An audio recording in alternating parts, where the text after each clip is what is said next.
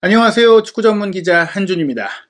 한준TV는 K리그 전문, 아시아 축구 전문 데이터 분석 업체인 그라운드 빅풋과 함께 2012 시즌 K리그 정밀 분석을 진행하고 있습니다. 이번 시간에는 2022 시즌 K리그 1 1부 리그 득점왕 경쟁 중인 선수들 어떤 부분에서 강점이 있고 또 어떤 부분에서 특징이 있는지 상세하게 분석하는 시간 준비했습니다. 현재까지 K리그에서 득점 선두를 달리고 있는 선수는 지난 여름 이적 시장 기간 동안 일본 J리그 빗셀고베로 이적한 인천 유나이티드에서 전반기를 보낸 무고사 선수인데요. 무고사 선수가 전반기만 뛰고도 18경기 14골을 기록하며 선두를 유지한 가운데 제주 유나이티드의 주민규 선수가 이 기록을 거의 다 따라왔습니다. 27경기 뛰면서 14득점 7도움, 21개의 공격 포인트를 올리며 올 시즌 K리그 최고의 공격수로 활약하고 있는데요. 이제 한 골만 더 추가하면 단독 득점 선두로 올라올 수 있고 올 시즌 득점왕 등극이 가장 유력한 선수로 꼽히고 있습니다. 주민규 선수에 도전하고 있는 공격수는 김천 상무에서 뛰고 있는 대한민국 국가대표 스트라이커인 조규성 선수입니다. 조규성 선수는 23경기에서 13득점 4도움으로 17개의 공격 포인트를 올리고 있고 주민규 선수와 득점 차이는 한 골에 불과하기 때문에 현재 조규성 선수와 주민규 선수 누가 더 유리하다라고 단언할 수 없는 그런 상황인 것 같은데요. 이 두 선수를 중심으로 또 많은 선수들이 추격전을 벌이고 있습니다. 현재 K리그 1 선두를 달리고 있는 울산현대의 엄원상 선수가 11득점 5도움 윙포워드임에도 불구하고 대단한 공격 생산성을 보이면서 득점 4위에 올라 있고요. 포항 스틸러스의 허용준, 울산현대의 레오나르도, 수원FC의 이승우, 강원FC의 김대원 선수가 각각 10골씩 두 자릿수 득점을 올린 선수들입니다. 이 선수들 가운데 김대원 선수 같은 경우에는 9개의 어시스트로 현재 도움 1위, 10득점 9도움으로 19개 공격 포인트를 올려 주민규 선수에 이어 K리그에서 가장 위력적인 공격수로 꼽히고 있는데요.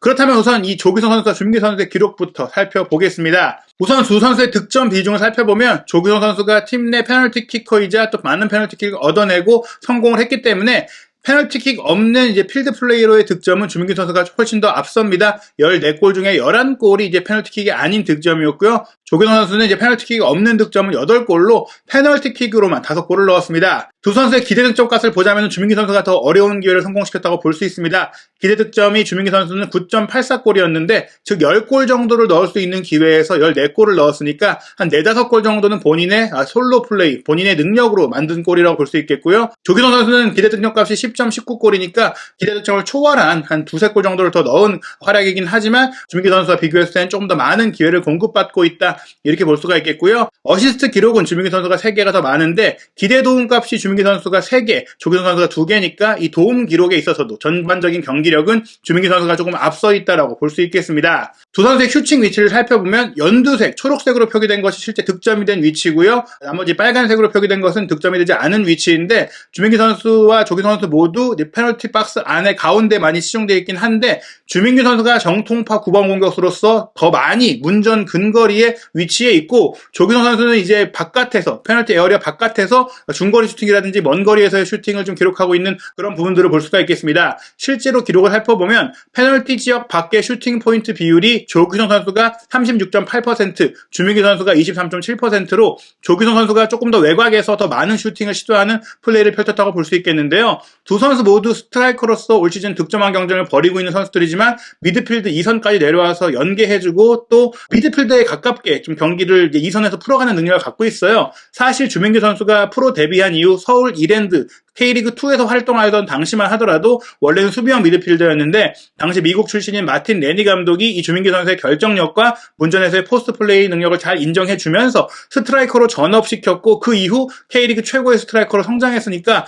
결국에는 이제 미드필더로서의 경험도 이 전반적인 경기 운영에 큰 도움이 되고 있다고 볼 수 있겠습니다. 그런데 또 하나 흥미로운 부분은 조규성 선수 역시 프로에 오기 직전까지 사실은 수비형 미드필더로 뛰었던 선수라는 겁니다. 대학 무대를 뛰던 당시에 수비형 미드필더로 뛰다가 보상 선수도 있긴 했지만 공격적인 재능을 알아본 당시 대학 무대 감독이 공격수로 전진 배치를 좀 이제 시켜봤고 그때 잘하면서 공격수로 아예 자리를 잡았고 FC 안양에 가서 K리그2 무대를 평정하는 엄청난 득점력을 보였고 그 이후에는 벌크업도 하고 전북으로 이적도 하고 대표팀도 뽑히고 연령별 대표팀도 소화하는 과정 속에서 빠르게 가파르게 성장세를 보이면서 지금은 K리그를 대표하고 한국 축구를 대표하는 스트라이커로 성장한 것입니다. 두 선수의 터치빈 공터치 활동 반경을 살펴보면 조규성 선수가 측면 쪽으로 조금 더 많이 움직이고 주민규 선수는 전후 움직임이 많다는 걸 볼 수 있겠습니다. 주민규 선수가 특히 이제 문전 중앙에서의 볼 터치 비율도 10.2%로 8.6%인 조규성 선수보다 더 많아요. 훨씬 더 스트라이커 위치에서 많이 뛴다. 조규성 선수 같은 경우엔 개인적으로 이제 손흥민 선수와 국가대표팀에서도 호흡을 맞추고 있잖아요. 손흥민 선수를 잘 살릴 수 있는 플레이를 연구하기 위해서 토트넘 허스퍼의 해리 케인 선수의 플레이를 연구하고 있고 많이 참고하고 있다. 이런 얘기도 하고 있을 정도로 이 선으로 내려와서 플레이하는 그런 경향들이 많이 늘어나고 있는데요. 사실 주민규 선수 역시 페널티 에어리어 바깥에서 17.4%, 하프라인 부근의 앞부분 여기서도 12.3%로 비율이 꽤 높은 편인데 조규성 선수가 이 비율이 조금 주민규 선수보다 낮은 이유는 측면에서의 활동 변경까지 크기 때문입니다. 주민규 선수가 거의 대부분의 볼터치를 중앙 라인에서만 진행한다면 조규성 선수는 왼쪽에서 11.7%, 오른쪽에서 9.1%, 문전 위험 윙포워드 위치에 있는 좌우 측면에서도 6.7%, 4.6%의 볼터치를 보였기 때문에 페널티 지역 안에서만 움직이지 않고 측면으로 벌려서 교차하는 움직임에 있어서는 조규성 선수가 조금 앞선다라고 볼 수 있겠습니다. 현재 득점왕 경쟁 8월 22일 경기까지의 주요 기록들을 살펴보면 출전 시간 대비 득점 1위는 포항 스틸러스의 허용준 선수입니다. 아무래도 이제 1100분을 소화하는 출전 시간이 풀타임 경기라든지 선발 출전 비율이 많지 않은 가운데 10골을 넣었고 또 이 10골을 페널티킥 없이 모두 기록을 했기 때문에 오히려 페널티킥 없는 득점 기록을 보자면 조규성 선수보다 허용준 선수가 많고 주민규 선수와도 한 골밖에 차이가 안 나거든요. 기대 득점값이 6.43골을 기록하고 있기 때문에 주민규 선수가 9.84골로 애초에 10골 정도를 이제 넣을 수 있는 기회를 맞이했다면 허용준 선수는 훨씬 더 기회가 적었음에도 불구하고 출전 시간이 적었음에도 불구하고 10골을 넣기 때문에 후반기에 이 허용준 선수가 조금 출전 시간을 늘려가면서 기회를 좀 더 받는다면 충분히 새로운 추격자가 될 수 있다고 볼 수 있겠고요. 엄원상 선수도 11골을 모두 페널티킥 없이 기록했고 이승우 선수도 10골을 모두 페널티킥 없이 기록을 했는데 김대현 선수는 뭐 골도 많이 넣긴 했지만 도우미로서의 활약이 대단합니다. 9개의 도움을 기록했다고 말씀드렸는데 기대 도움값만 6개니까 실제로 6개 정도는 확실하게 김대현 선수가 동료 공격수에게 골을 넣을 수 있는 기회를 만들어준 그런 어시스트를 했다. 이렇게 볼 수가 있겠습니다. 게다가 이제 레오나르도 선수 같은 경우는 울산 현대가 우승 경쟁을 펼치고 있는 좋은 그 공격력을 보이고 있기 때문에 엄원상 선수와 더불어 득점이 나뉘어지고 있지만 충분히 후반기에 또 많은 골을 넣을 수 있고 기대 득점값이 8.79골로 무고사 선수가 떠난 가운데 주민규, 조규성 선수 다음으로 많은 기회를 맞이하고 있는 선수거든요. 레오나르도 역시 외국인 선수로서 올 시즌 K리그 득점왕을 노릴 수 있는 그 기록을 남기고 있다. 이렇게 볼 수가 있겠습니다. 이승우 선수 같은 경우도 지금 1786분으로 2000분의 출전 시간을 채우지 못한 가운데 10골을 넣었고 퇴장의 문제도 있었고 여러 가지 뛰지 못하는 시즌 초반의 문제들도 있었는데요. 가장 인상적인 것이 개인적인 기대 득점값이 5.31골이니까 골이 되지 못할 상황에서 넣은 골이 5개나 됐다고 하는 거예요. 개인 능력으로 만든 원더골, 예상하지 못했던 상황에서의 골이 5골이나 나왔다는 점에 있어서 이승우 선수가 가장 천재성을 보이는 득점 기록을 보였다. 이렇게 설명드릴 수가 있습니다. 그 밖에 세부 기록을 살펴보면 인상적인 것이 이승우 선수 같은 경우에는 박스 바깥에서의 슈팅이 많았다. 먼 거리에서 과감하게 시도한 중거리 슈팅이 많았다는 것인데 무려 44.4%의 외곽 슈팅 기록을 갖고 있기 때문에 현재 득점왕 경쟁권에 있는 선수 중에서는 가장 먼 거리 득점이 많고 역시 도우미이기도 한 강원FC의 김대원 선수도 먼 거리에서 슈팅 때린 게 40.4%, 박스 안에서의 슈팅 비율이 50%대니까 그렇게 많지 않습니다. 박스 안에서의 슈팅이 가장 많은 선수는 울산 현대 레오나르도로 87.3%고요. 헤더 슈팅은 다만 이제 이승우 선수도 그렇고 김대원 선수도 그렇고 높이에 강점이 있는 선수가 아니다 보니까 10%가 안 돼요. 이승우 선수가 8.9%, 김대원 선수는 거의 3.8%로 헤딩 슈팅을 거의 하지 않는 상황이고 엄원상 선수도 9.3%인데 이 기록에서 가장 높은 것이 허용준 선수입니다. 사실 허용준 선수도 정통파 9번 공격수가 아니라 측면에서 가운데로 치고 들어오는 선수인데 그럼에도 불구하고 28%의 헤더 슈팅을 하고 있다는 점이 상대의 허를 찌르는 그런 부분이라고 볼 수 있겠고요.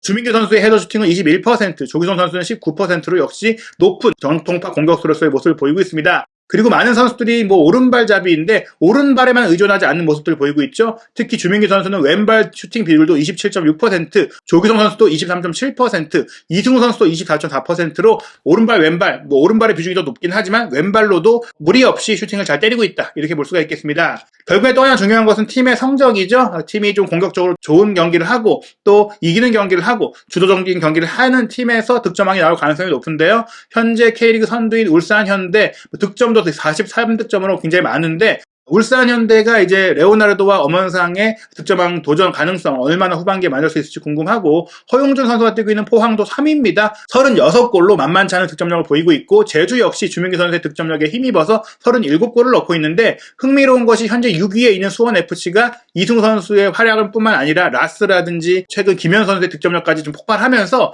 K리그 1위인 울산현대와 같은 득점력을 보이고 있어요. 43골로 K리그 최다 골을 넣고 있는데, 차이라면 역시 수비력이겠죠. 울산이 23골밖에 내주지 않은 가운데 수원FC는 44골을 내줬기 때문에 43골을 넣고도 골득 실차가 마이너스 1입니다. 수비력을 보완한다면 수원FC가 더 높은 성적을 거둘 수 있다라고 볼 수 있겠고, 조규성 선수는 이제 김천이 군팀이라는 그 문제점이 있다 보니까 아무래도 11위까지 순위가 처진 가운데 팀 성적에 있어서는 굉장히 아쉬운 부분들이 있고, 또 제대를 앞두고 있는 부분들도 변수가 될 수 있을 것 같은데요. 당장 오는 주말에 있을 수년된 23라운드 경기에서도 흥미로운 맞대결들이 있습니다. 제주 유나이티드가 울산 현대와 맞대결을 펼치고, 주민기 선수가 이 경기에서 득점포를 가동하면서 단독 득점 선두로 올라가길 기대하고 있고요. 최하위로 지금 굉장히 큰 위기를 겪고 있는 성남과의 원정 경기를 치르는 수원FC는 이승우 선수가 11호 골에 도전을 합니다. 전북과 포항의 경기, 전북이 AFC 챔피언스리그 일정을 치르다가 결국엔 결승 진출에 실패한 가운데 돌아왔는데요. 체력적으로 힘들 수 있기 때문에 허용준 선수가 이 경기에서 또한 골을 노릴 수 있을 것 같습니다. 이어지는 일정들, 9월 달에도 A매치데이 전까지 빡빡한 경기들이 이어지는데요.